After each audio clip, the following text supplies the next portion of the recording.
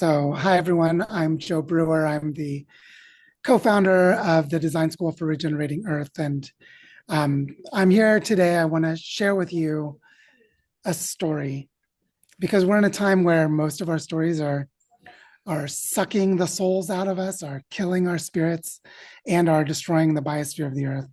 We need the other kind of story. So I want to share the other kind of story, the story of humanity awakening to our common purpose, the story of what it means to be human in these times, and the story of what many of us around the world are doing to organize ourselves. And the story that I'm going to tell is both an old story and a new story. It's an old story because it's the way that humans have always organized ourselves until we forgot who we are. Most of us forgot through active violence and cultural genocide, being conquered and our indigenous ancestries erased. And so in some sense, this is an old story. The new story is the way that it needs to happen now, because humans have always, throughout our long history, been deeply interwoven with our local landscapes and the flora and fauna of our places. If you look at any indigenous culture on Earth, you'll see people who are deeply embedded in the kind of landscape, the kind of ecology, the kind of climate, the kind of cultural patterns that make sense in the place. So if it's Bedouin, nomadic people in the desert, or if it is people living with plant medicine in the jungle, that there's a deep connection between the kind of culture that they have and the place that they live. And what's happening now is that a lot of us have forgotten that our home is the very fertile Milky Way galaxy with a second generation star that gave birth to a series of planets, including our home planet, and a word that used to be very commonly used 30 or 40 years ago, and that I never hear anyone use anymore. We're earthlings. We're beings of Earth. And not only as humans, but the frogs are earthlings, the spiders are earthlings, the oak trees are earthlings. So there's this great remembering that is happening of, humans are part of the earth and we need to come home. And so what I want to share as the way the story unfolds is, how do we organize ourselves in a time of systemic, chronic, structural breakdown of social and ecological systems, which is happening all around us and happening through and within us, and we feel it. How do we organize ourselves? Now, a lot of people will tell you to organize ourselves around nation states, political parties, election outcomes, policy frameworks, perhaps, or following the agendas of some nonprofit organization, or any of these human constructs. I want to suggest that we organize ourselves around living landscapes, watersheds, mountain ranges, coastal estuaries. Now, I'm not the first person to suggest this way of organizing. This is a way of organizing that's had the name bioregionalism since the late 1970s. And it is a way of understanding how to belong in a place.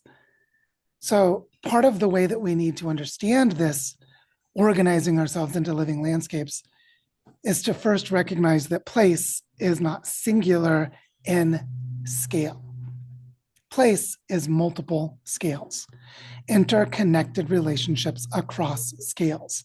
So, for example, where I live, this house behind me is seated within a little stream bed that drains like a branching fractal into a larger watershed, which drains into a larger watershed, then into an even larger watershed, and then drains into the Caribbean, because I'm living in the northern Andes of Colombia. So there's these multiple scales just of watersheds.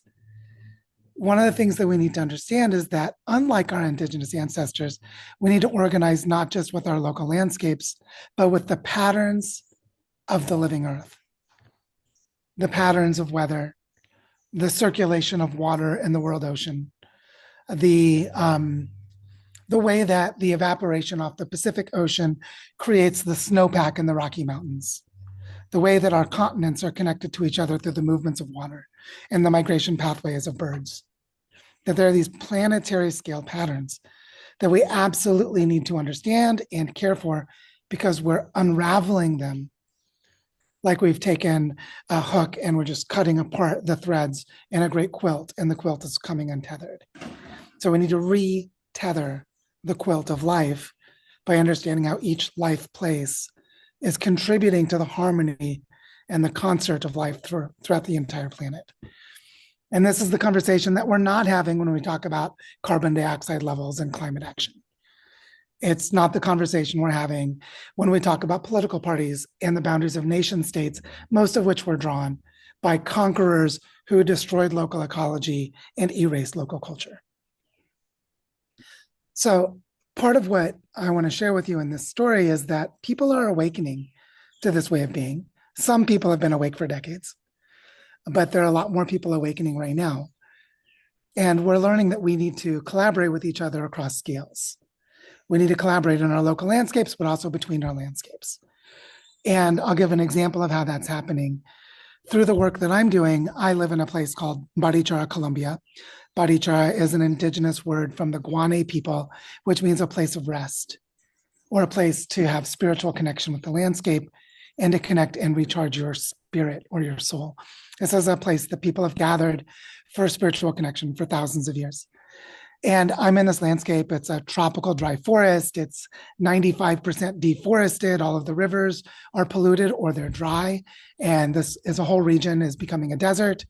The landscapes are just dying all around us through to the lack of human conscience and radical destruction of landscapes through our disconnection between our mindsets and our actions and the consequences.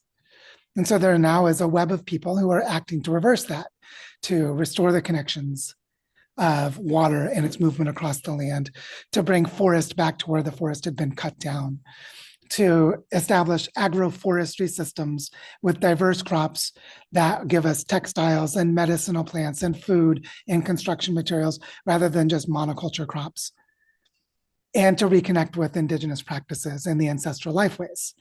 And this is happening in the landscape that I'm in, but I'm also part of a network of 7 territories in the Northern Andes where we're building the same frameworks, focusing on regenerative education and regenerative economics and the restoration of natural ecosystems and patterns of cultural and territorial healing, the trauma that we need to heal.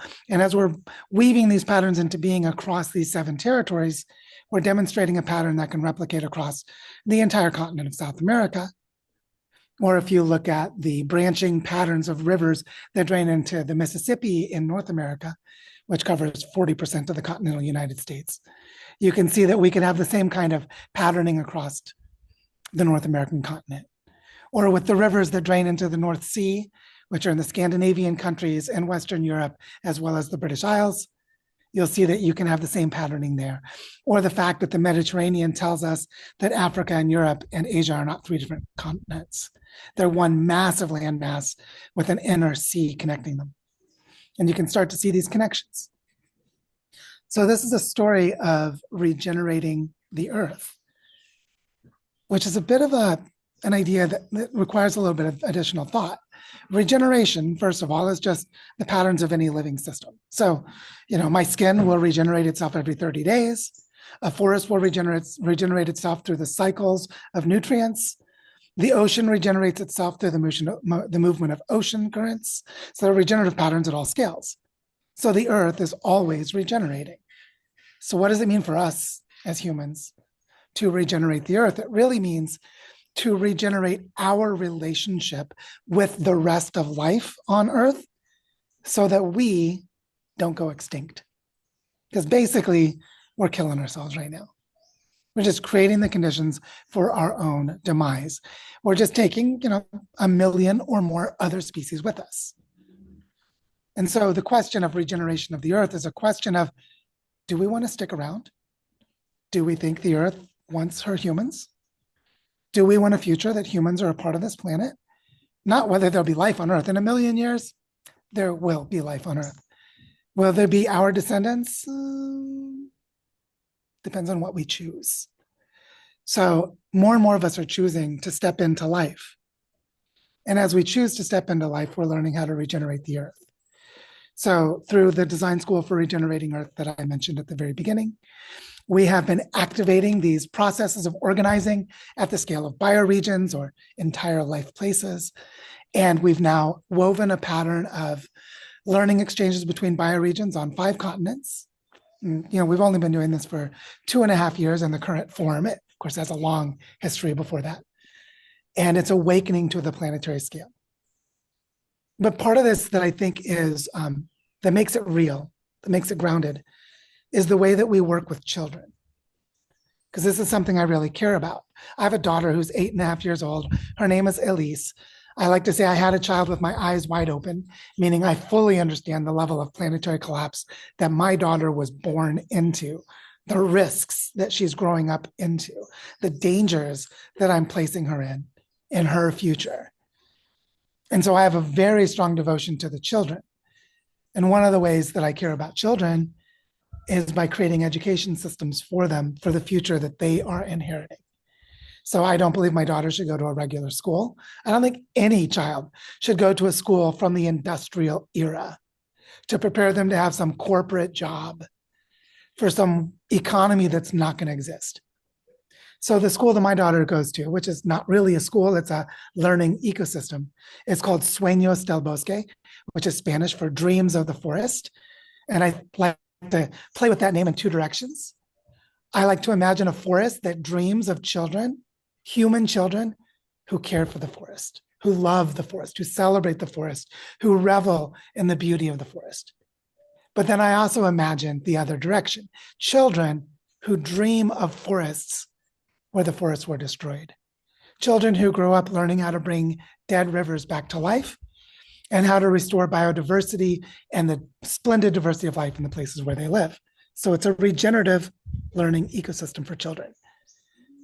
And what I find with the children is that they are less traumatized. They have less to unlearn. They can be our teachers and our guides.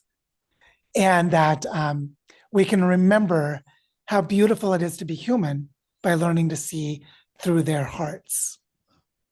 And so I guess the story I really want to tell you today is the story of a possible bioregional Earth, a possible future where humans have woven ourselves into the bioregions that constitute our identities and our relationship to the Great Mother, so that our children and grandchildren will know who they are and where they came from, and that they will know the great diversity of life that we chose to care for and to protect and to partner with and to learn from and simply to enjoy the beauty of a butterfly, the magic of the glittering wings of a hummingbird. And so that's the story I wanted to share with you today. And I wanted to share that we're mobilizing financial resources into these landscapes, and we're helping people set up decision-making frameworks that replace our broken governments. And they're doing it by organizing with the land. And the other thing is, it's working. It's working. We have collaborators doing it in Europe, in Africa, in Australia, in North America, in Central America, in South America, across different parts of Africa. It's already planetary in scale. And you probably haven't heard this story yet because we're not telling the story. So this is my opportunity to give you a glimpse into it for just a few minutes. And I hope that if you're not living into this story, that you will very soon. And if you are living into this story, I see you and we're together. So what I like to say is, onward, fellow humans.